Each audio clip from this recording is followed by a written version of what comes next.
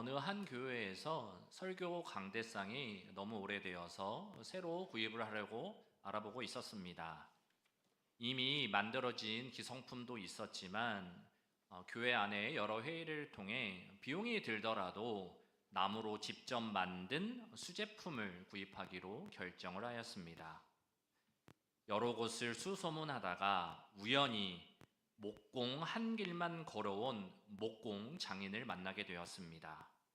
그런데 이 장인은 교회의 스토리를 듣고 은혜가 될 때 그때만 강대상을 만드는 분이셨습니다. 까다롭고 기준이 분명한 분이었죠. 워낙 찾는 사람이 많아서 보통은 1년을 기다려야만 했습니다.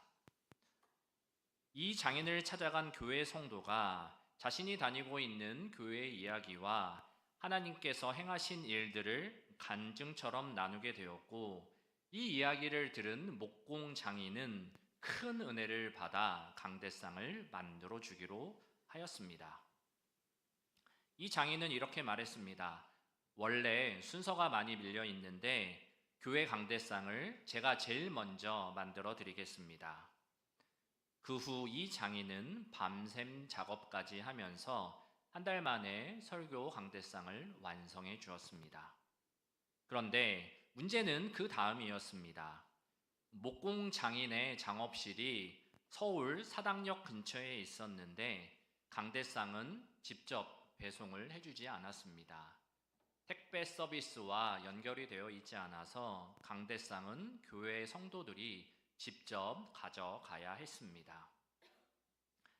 그래서 강대상을 구입하는데 여러 역할을 한 성도가 교회 안에서 회의를 하게 되었습니다.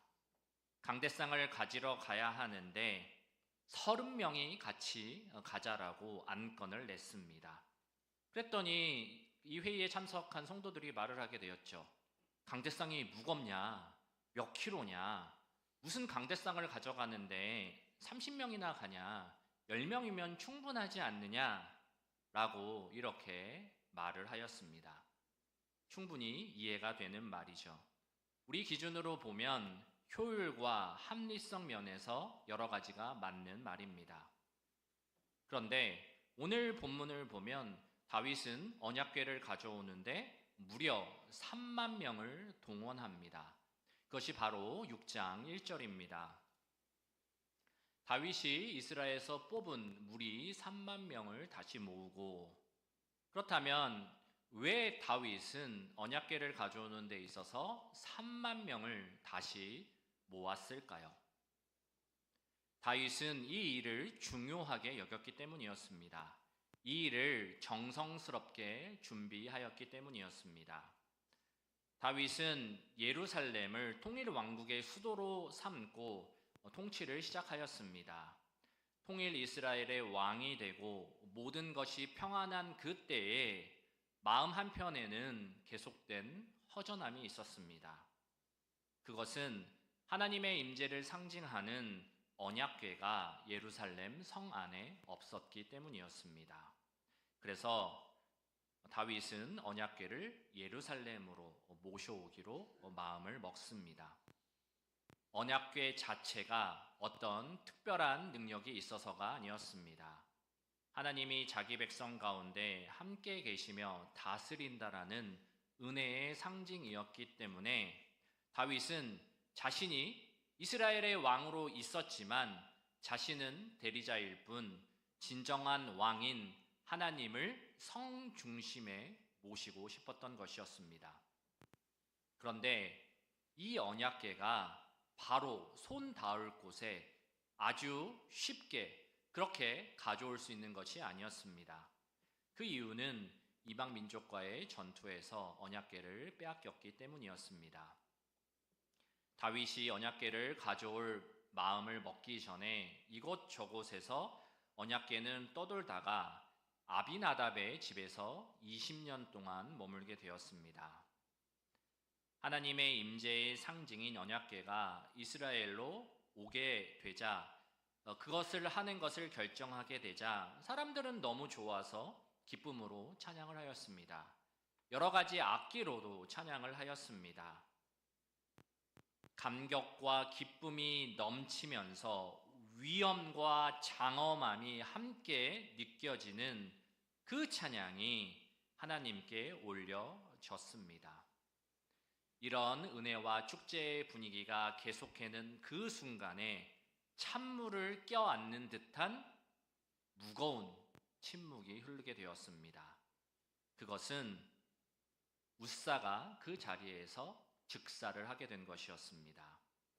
웃사는 소가 뛰어서 언약궤가 땅에 떨어질 것 같자 손으로 언약궤를 붙들었습니다. 그런데 그 붙드는 것으로 사람들이 많이 보는 그 자리에서 바로 죽임을 당하게 되었습니다.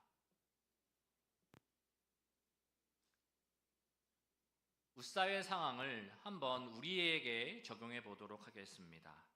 만약 우리가 웃사의 바로 옆에 있었다면 소가 뛰어서 언약궤가 땅에 떨어지려고 하는데 우리는 어떤 행동을 했겠습니까?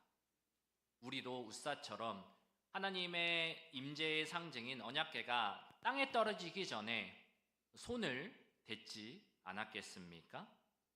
웃사의 행동은 생각해 보기에는 이성적이고 합리적으로 생각해 봤을 때는 상식적인 것이었습니다. 그런데 하나님께서는 웃사의 생명을 거두어 가셨습니다. 그렇다면 왜 이와 같은 비극적인 일이 일어나게 된 것이었을까요? 그것은 하나님이 말씀하신 언약궤를 이동하는 방법에 대해서 하나님의 말씀을 따르지 않았기 때문이었습니다. 민수기 4장 15절을 보면 4장 15절 진영을 떠날 때 아론과 그의 아들들이 성소와 성소의 모든 기구 덮는 일을 마치거든 고앗 자손들이 와서 맬 것이라. 그러나 성물은 만지지 말라. 그들이 죽으리라. 회막 물건 중에서 이것들은 고앗 자손이 맬 것이며 법궤 자체에 손을 대지 말라라고 하나님께서 민수기에서 말씀하셨죠. 그리고 손을 대면 어떻게 된다고 그랬어요? 죽는다고 이미 하나님께서 말씀하셨습니다. 그리고 이 언약궤를 움직일 때에는 어깨에 매서 직접 운반하라라고 말씀하셨습니다. 그리고 하나님께서는 아주 구체적으로 아주 명확하게 언약궤를 옮기는 사람에 대해서 말씀해 주셨습니다. 본문을 다시 보여주시면요. 4장 15절 언약궤를 매는 사람을 하나님께서는 누구로 한정하셨습니까? 고핫 자손, 레위인 중에서도 모든 레위인이 되는 것이 아니라 고핫 자손에게만 허락을 하셨습니다. 그렇게 하지 않으면 다 너희는 죽을 것이다 라고 민수기에서 말씀을 하셨죠. 그런데 웃사는 이 명령을 어겼고 하나님께 죽임을 당하게 되었습니다. 그런데 이 본문을 보면 우리는 이런 생각을 할 수도 있습니다. 하나님은 너무 한 사람의 실수에 대해서, 한 번의 실수에 대해서 왜 이렇게 단호하게 여기시는가? 하나님께서 왜 이렇게 하시는가? 이렇게 생각할 수도 있습니다. 그러나 웃사는 한번 그렇게 하나님의 언약궤에 대해서 그렇게 생각한 것이 아님을 오늘 본문을 통해서 알 수 있습니다. 언약궤는 길랏 여아림 아비나답의 집에 약 20년간 머물렀습니다. 그리고 사무엘하 6장 3절에서는 웃사는 그 집의 아들로 소개됩니다. 그러니까 웃사는 언약궤가 어떤 것인지 어떻게 다뤄야 하는지 모르는 사람이 아니었습니다. 20년 동안 언약궤가 자신의 집이 있었기 때문에 그것이 어떤 상징인지 어떤 의미를 가지고 있는지 잘 알았습니다. 그런데 그가 20년 동안 가지고 있었던 익숙함이 하나님의 임재와 거룩함을 소홀히 여기는 행동으로 이어지게 되었던 것입니다. 그리고 오늘 본문의 저자는 한 개인의 그런 실수를 한 개인으로 끝나는 것이 아니라 공동체 전체로 시선을 돌립니다. 2절을 보시면 다윗이 일어나 자기와 함께 있는 모든 사람과 더불어 하나님의 궤를 메어오려 하니, 다윗은 언약궤를 어떻게 다루는지를 알고 있었습니다. 그래서 하나님의 궤를 메라고 말했습니다. 그런데 사람들은 어떻게 반응을 했습니까? 3절을 보시면 그들이 하나님의 궤를 새 수레에 싣고, 여기서 말하는 그들은 누구입니까? 그들은 누구를 말하고 있는 거죠? 앞에서는 다윗이 그랬다고 했는데 3절에서는 그들이라는 대명사로 봤습니다. 이 말은 무엇이냐면 다윗을 포함한 3,000명을 말하고 있는 것입니다. 그러니까 다윗은 그렇게 말했고 다른 사람은 그렇게 했다는 게 아니라 이 책임을 공동체의 책임으로 본문은 가져가게 됩니다. 분명히 말씀을 통해 언약궤를 메라고 말했지 수레에 실으라고 말하지 않았습니다. 그런데 거기 있는 사람들은 수레로 언약궤를 싣게 되었죠. 다윗은 하나님의 말씀을 알았습니다. 그러나 하나님의 말씀을 아는 것을 삶의 영역에서 실제적으로 그렇게 하지 않았던 것이었죠. 그리고 또 하나의 비극은 무엇입니까? 다윗은 처음에 알고 있었잖아요. 그럼 옆에 있는 사람이 다윗 왕이 알고 계신 그것이 맞는 일입니다. 그대로 하셔야 됩니다. 하나님이 말씀하신 대로 그렇게 하셔야 됩니다. 라고 말을 해주는 사람이 없었습니다. 그러자 다윗은 사람들이 그렇게 하는 것을 두었고 사람들은 언약궤를 수레에 싣게 되었습니다. 그렇다면 왜 사람들은 수레에 언약궤를 싣게 되었을까요? 그것은 당시 이방 민족들은 자신의 신상을 움직일 때 수레를 사용하였습니다. 수레를 사용했다라는 것은 이동이 편하기 때문에 간편한 방법, 편안한 방법을 활용했다라는 것이죠. 그런 문화의 영향을 받았기 때문에 언약궤를 옮길 때도 수레에 넣어서 수레에 두고 그렇게 옮긴 것입니다. 그런데 하나님의 궤를 옮길 때 이 사람들은 헌수레에 옮기지는 않았습니다. 본문에 있는 것처럼 새 수레에 싣고 운반하였습니다. 나름대로 하나님의 언약궤를 존중하며 그렇게 한 것이었죠. 그러나 그들이 하는 행동은 어떤 것이냐면 하나님의 하나님을 존중하며 하나님의 일에 대해서 뜨거운 열심은 있었지만 그 뜨거운 열심을 행하는 그 방법적인 것에서는 그 뜨거운 열정과는 다르게 자신의 생각대로 자기의 방법대로 그렇게 한 것이었습니다. 다윗은 하나님의 말씀을 알고 있었지만 그대로 실행하지 않았습니다. 열심과 기쁨이 앞섰지만 하나님의 말씀에 대해서 구체적인 적용을 하는 것에 있어서는 점검을 하지 않았던 것이죠. 그러니 웃사의 이런 죽음과 다윗과 그 사람의 그 곁에 있는 사람들 3,000명을 그 행동을 통해서 하나님께서 본문 가운데 하시고자 하시는 말씀은 어느 한 개인의 실수, 어떤 한 개인의 잘못, 그것을 지적하는 것도 있지만 그 일 가운데 함께하는 공동체, 그들에 대해서 지적을 하고 있는 것입니다. 그 지적은 무엇이냐? 거룩에는 타협이 있을 수 없다라는 것입니다.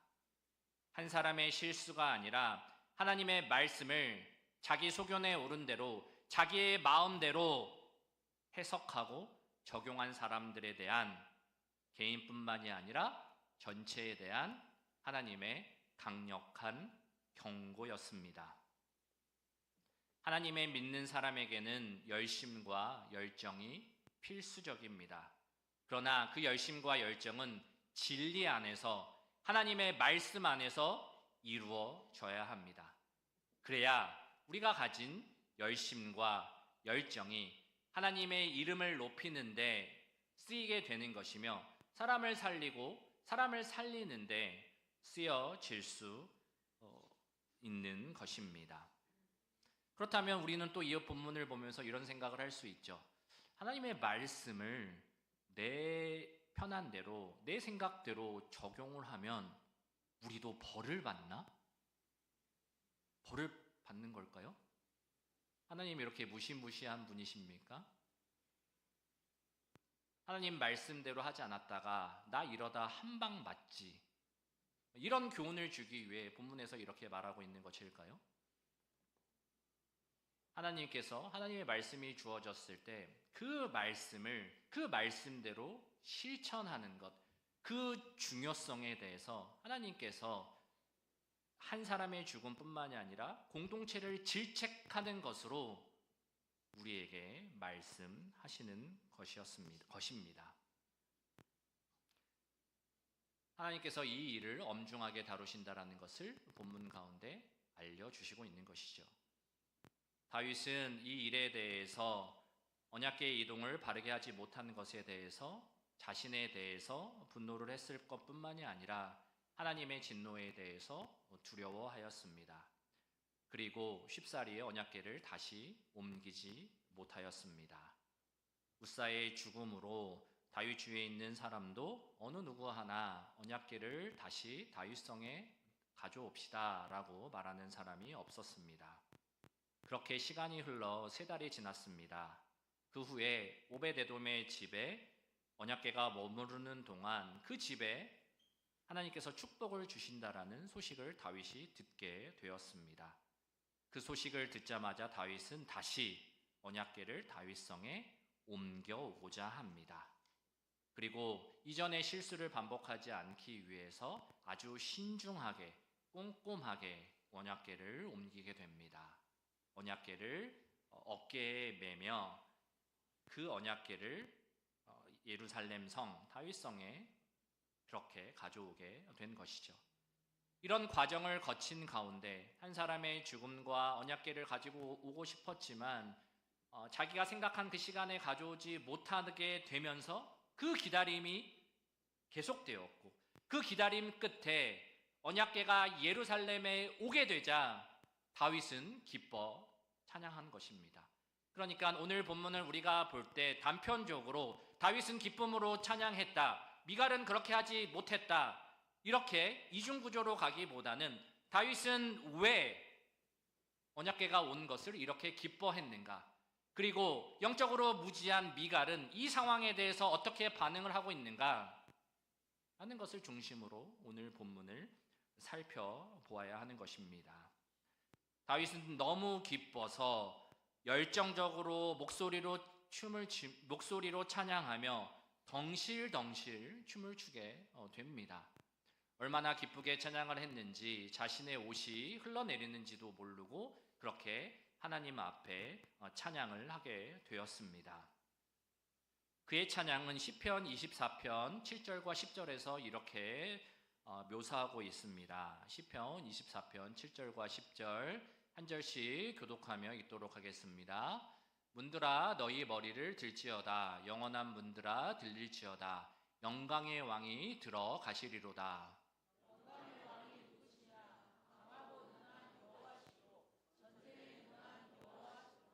문들아 너희 머리를 들지어다. 영원한 문들아 들릴지어다. 영광의 왕이 들어가시리로다.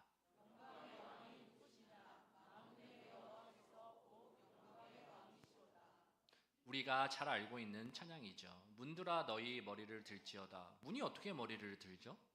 제가 궁금해서 이거를 찾아봤습니다. 예전 건물 중에서는 문이 이렇게 열리는 문이 있습니다. 이렇게 열리는 문 말고요. 이렇게 미는 문 말고. 그러니까 문이 이렇게 열리니까 문을 묘사한 거죠. 사람처럼 문들아 머리를 들어라. 영광의 왕이 들어가신다라고 이렇게 묘사하고 있는 것입니다. 너무나 기뻐한 나머지 덩실덩실 춤을 춘 것뿐만이 아니라 시편 24편에서도 이렇게 고백을 하고 있는 것입니다. 그러나 이 일을 보고 있었던, 이 일을 함께 보며 그 자리에 있었던 미갈의 반응은 달랐습니다. 미갈은 이 일에 대해서 비판적으로 말합니다. 그것이 사무엘하 6장 20절입니다. 다윗이 자신의 가족에게 축복하러 돌아오매 사울의 딸 미갈이 나와서 다윗을 맞으며 이르되 이스라엘 왕이 오늘 어떻게 영화로우신지 방탕한 자가 염치 없이 자신의 몸을 드러내는 것처럼 오늘 그의 신복의 계집종의 눈앞에서 몸을 드러내셨도다 하니 미갈은 다윗의 행동에서 질책합니다. 왕으로서 체면이 있지. 지금 창피하게 젊은 사람들 말로 치면은 쪽팔리게 지금 뭐 하고 있는 거냐? 미갈은 이렇게 다윗을 질책합니다. 이에 대해서 다윗은 내가 몰랐네? 말해줘서 고마워. 나의 실수. 이렇게 말했을까요? 그렇지 않습니다. 다윗은 미갈에게 이렇게 말합니다. 나는 이 일에 대해서 부끄럽지 않습니다. 이 일은 사람들 앞에서 한 것이 아니라 오직 여호와 하나님 앞에서 한 것입니다.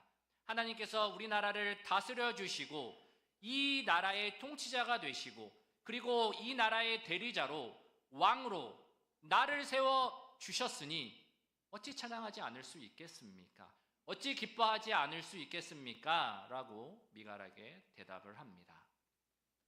미갈이 다윗에게 이렇게 말한 것은 그가 진정한 예배자로 서 있기보다는 위에서 보면서 관람자와 구경꾼으로 찬양을 바라봤기 때문에 그렇게 말을 한 것이었습니다. 기류에서 하나님을 온 마음을 다해 찬양한 다윗, 그 가운데 다윗의 그 찬양 가운데 참여하지 않고 위에서 바라보며 팔짱을 끼면서 구경꾼과 관람자로 묘사되고 있는 미갈, 이것은 오늘 교회에서 예배를 드린 사람, 그것을 두 사람으로 묘사하는 것과 마찬가지입니다. 예배를 드리고 있는 사람은 두 종류로 구분할 수 있습니다. 영적으로 살아있는 사람, 영적으로 무지한 사람. 온몸으로 하나님을 예배하는 사람과 예배에 대해서 비판적으로 평가하는 사람. 예배에 대해서 관람자로 구경꾼으로 비판하는 사람은 어떤 사람입니까? 오늘 찬양은 어떻고, 왜 오늘 찬양곡은 이것을 정했고, 왜 찬양 시간에 손을 들고 찬양을 하고 이렇게 평가를 합니다. 설교가 어떻고, 오늘 마이크는 어떻고, 오늘 히터는 어떻고, 오늘 음향시설은 어떻고, 이것에 대해서 점수를 매깁니다. 오늘 각 항목은 10점 만점에 몇 점이다. 이렇게 점수를 매기고 예배를 끝난 후에 그 점수에 대해서 사람들과 대화를 나눕니다. 이런 사람은 영적으로 무지한 사람으로 그렇게 예배를 드리는 사람입니다. 그러나 온 마음을 다해 예배를 드리는 사람의 모습은 다릅니다. 내가 예배를 드릴 때 하나님 앞에 온 마음을 다해 나의 상황과 환경에 영향을 받는 것이 아니라, 물론 조금은 그것이 마음에 걸리겠지만 내가 하나님 앞에 전심을 다해 나의 모든 것을 내려놓고 주님 앞에 예배를 드리는 사람입니다. 이렇게 예배를 드리는 사람의 특징은 무엇입니까? 눈빛이 살아 있습니다. 지금 예배 드리는 여러분의 눈빛은 살아 계십니까? 아니면 눈이 자꾸 무거워서 눈이 자꾸만 감기십니까? 지난주에도 감겼고 2주 전에도 감기셨고 한 달 전에도 감기셨습니까? 눈빛이 살아있다라는 것은 무엇입니까? 그러면 눈을 이렇게 부리부리 뜨면 눈빛이 살아있는 것입니까? 그럼 우리 다 눈 이렇게 하면 다 하나님이 주시는 은혜를 풍성하게 누릴 수 있게 되는 것입니까? 내 마음을 다해 하나님 앞에 예배를 드리는 것이죠. 우리가 요즘 쓰는 단어 중에 루틴이라는 단어가 있습니다. 이것은 일정한 시간에 스스로 정해놓은 동일한 행동을 반복해서 지속하는 것을 말합니다. 운동뿐만이 아니라 자기계발서에서 흔히 사용되는 말이죠. 예전에 지금은 없어졌지만 사법고시를 합격한 한 학생의 인터뷰가 있었습니다. 사법고시에 합격한 이 학생은 이렇게 말했습니다. 아침 6시에 일어나고 밤 12시에 잠드는 일과를 짜고 식사 시간도 딱 정해진 시간에, 그리고 운동하는 시간도 시간을 정해서 예외를 만들지 않도록 노력을 했습니다. 매일 비슷한 루틴을 만들어서 실천을 하면서 기복 없이 슬럼프 없이 수험 생활을 잘 마칠 수 있었다라고 이렇게 고백을 한 것이죠. 루틴이라는 말은 중립적인 단어입니다. 긍정적인 의미로 쓰이기도 하지만 부정적인 의미로도 사용이 됩니다. 루틴이라는 말을 사용할 때 설명이나 해석이 없으면 부정적인 단어가 되기도 하고 긍정적인 단어가 되기도 합니다. 제가 예전에 청년들과 성경 공부를 한 적이 있었습니다. 성경 공부를 하다가 이런 질문이 있었습니다. 예배를 뭐라고 생각해? 정의에 대해서, 각자 개인이 생각하는 정의에 대해서 제가 질문을 던진 것이었죠. 그랬더니 한 청년이 이렇게 대답을 했습니다. 예배는 루틴이죠. 루틴이라는 단어가 중립적으로 긍정적으로 쓰일 수도 있고 부정적으로 쓰일 수도 있다고 말씀을 드렸습니다. 긍정적으로 사용되면 이렇습니다. 예배에 대한 신실함, 지속성이라는 의미를 담으면서 사용되는 거죠. 신실하게 하나님 앞에 서는 습관, 바쁘고 흔들리는 일이 있다 할지라도 예배로 들어오는 영적 습관, 이렇게 해석되어질 수 있습니다. 그러나 다른 의미로도 사용될 수 있습니다. 예배는 루틴이죠. 의식적이고 형식적으로 드리는 예배이죠. 그냥 늘 해오던 습관입니다. 기대도 특별히 없이 습관화된 예배로 해석이 되기도 합니다. 사랑하는 성도 여러분, 여러분의 예배 루틴은 어떠하십니까? 우리의 예배가 온 마음을 다해 기쁨으로 하나님께 드리는 예배가 되어야 합니다. 하나님을 높이며 하나님을 경배하는 전심을 다하는 예배가 되어야 합니다. 이 일을 위해서 우리는 실제적으로 해야 하실 일들이 있는데 토요일에 일찍 주무셔야 합니다. 토요일에 새벽 3시, 4시, 5시에 주무시면 졸음이 믿음을 이기기가 쉽지가 않습니다. 눈이 계속 내려옵니다. 예배가 빨리 끝나기만을 기다리게 됩니다. 예배를 기쁨으로 드리고 온전히 예배를 드리기 위해 예배 후에 받은 은혜를 나누는 목장 모임에도 마음을 다해 참석하셔야 합니다.